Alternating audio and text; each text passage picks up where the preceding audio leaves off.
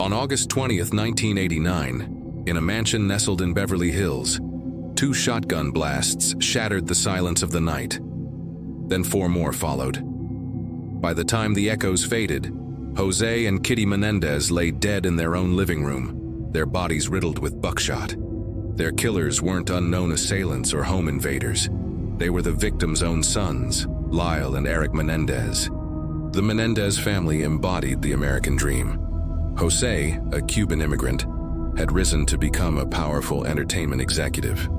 Kitty was a former beauty queen and devoted mother. They lived in a $5 million mansion in one of America's most exclusive neighborhoods. From the outside, they appeared to be the perfect family. But behind closed doors, a very different reality existed. On the night of the murders, Lyle, 21, and Eric, 18, entered the family home while their parents watched television. Armed with Mossberg shotguns purchased just days earlier, they executed their parents with clinical precision. Jose was shot point blank in the back of the head. Kitty, who tried to escape, was shot multiple times in the chest, face, and legs. After the killings, the brothers drove to a movie theater, purchased tickets as an alibi, then returned home and discovered their parents' bodies, or so they claimed, when they made a hysterical 911 call. "Someone killed my parents," Lyle screamed to the dispatcher, his voice cracking with emotion. For months, police had no suspects. The Menendez brothers played the role of grieving sons perfectly. They moved into a penthouse apartment, bought Rolex watches, expensive cars, and even tried to purchase a restaurant. In the months following the murders, they spent approximately $700,000 of their inheritance.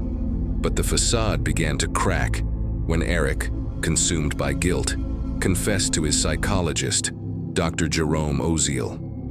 Unknown to Eric, Oziel's mistress was listening from another room. When their relationship soured, she went to the police. On March 8, 1990, nearly 7 months after the murders, Lyle and Eric Menendez were arrested. What followed was one of the most sensational trials in American history. When the case finally went to court in 1993, it became the first major trial televised gavel to gavel on court TV. Millions of Americans watched as the prosecution painted the brothers as cold-blooded killers motivated by greed.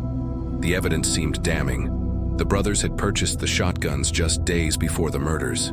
They had staged the crime scene to look like a mob hit, and their spending spree after the murders suggested no remorse.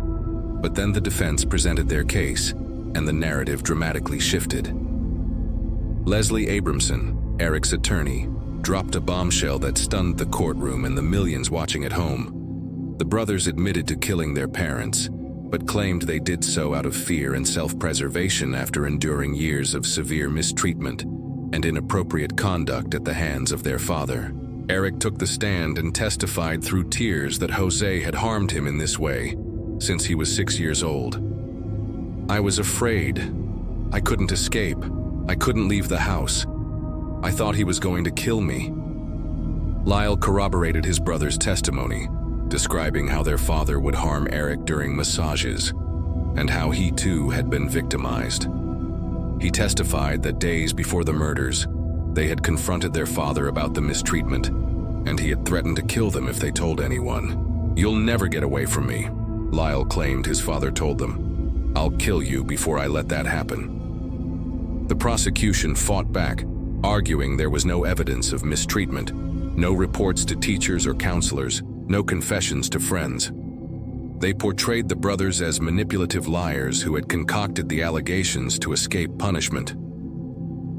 "These boys killed their parents for money," prosecutor Pamela Bozanich argued. "It's as simple as that." But was it that simple? The first trial ended in a hung jury. The jurors couldn't agree on whether the killings were premeditated murder or self-defense. The case had divided not just the jury, but the entire nation. In the retrial, which began in 1995, the judge made a crucial decision. He excluded much of the testimony about the alleged mistreatment. Without this context, the brothers' defense was severely weakened. On March 20th, 1996, Lyle and Eric Menendez were convicted of first-degree murder and conspiracy to commit murder. Both were sentenced to life in prison without the possibility of parole. But the story doesn't end there. In the decades since their conviction, new evidence and evolving understanding of trauma have cast the case in a different light. Kitty Menendez's brother, Milton Anderson, initially believed the brothers were guilty of cold-blooded murder. But years later, he changed his position, stating he now believed the mistreatment allegations.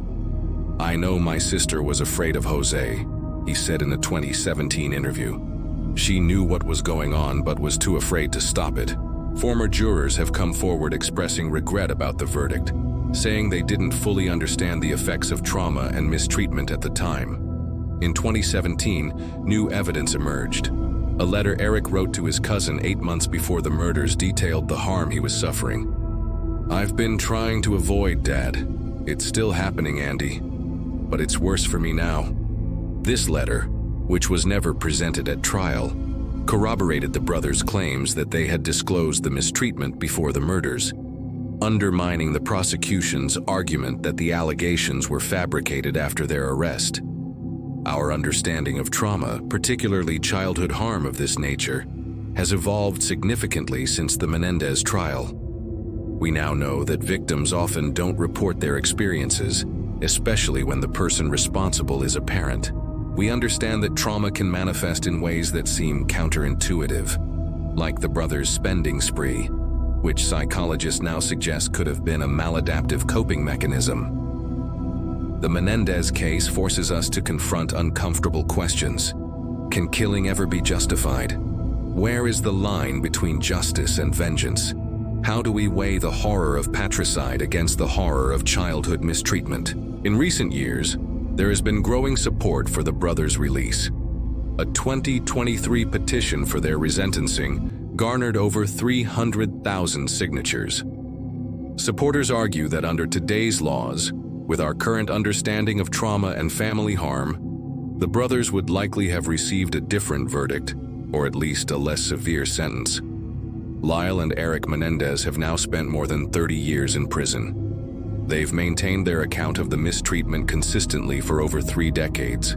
Both have been model prisoners, creating programs to help fellow inmates cope with childhood trauma.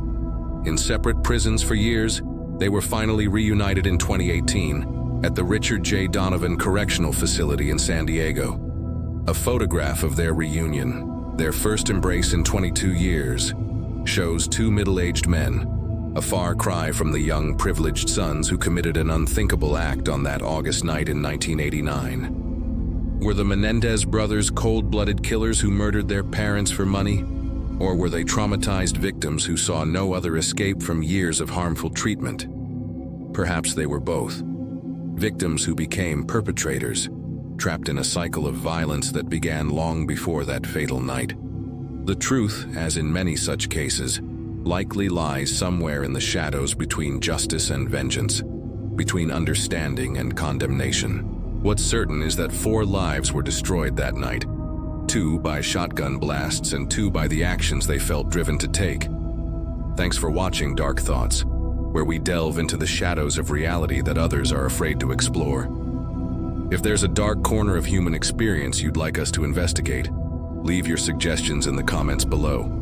Until next time, question everything, fear nothing, and remember, the darkest thoughts often lead to the brightest truths.